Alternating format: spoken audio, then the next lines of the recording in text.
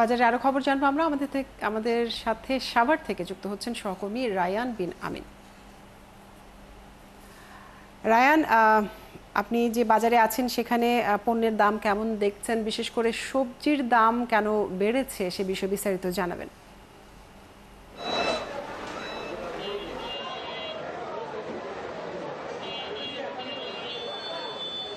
আমি এখন সাভারের গ্যান্ডা পাইকারি বাজারে যে আলু পেঁয়াজের যে আড়ত সেই আড়তে আছি।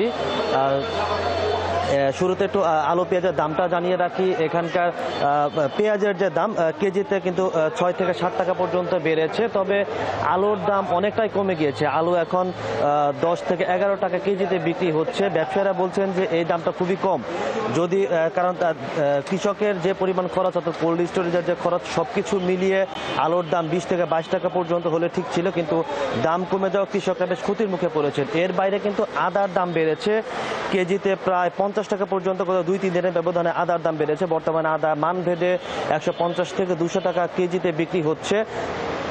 তবে রসুনের দাম স্থিতিশীল আছে, রসুনের দাম 80 থেকে 100 টাকা মান ভেদে এরকমভাবে রসুন বিক্রি হচ্ছে। এর বাইরে সবজির দাম আমরা উভয় পেয়েছি।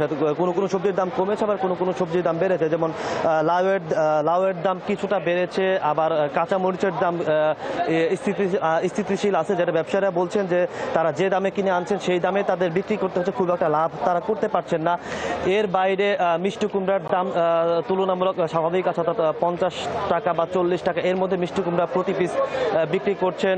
এছাড়া পটল, ধুন্দুল, চিচিঙ্গা বা অন্যান্য যে সবজিগুলো আছে এই সবজির দামও এখনো পর্যন্ত ব্যবসায়ীরা বলছেন তুলনামূলক স্বাভাবিক আছে। তবে বৃষ্টির কারণে দাম উঠানামা করছে, প্রতিনিয়তই উঠানামা করছে। এই ছিল সাভারের গ্যান্ডা কাঁচা বাজার থেকে আমার কাছে সবশেষ তথ্য বাজারে।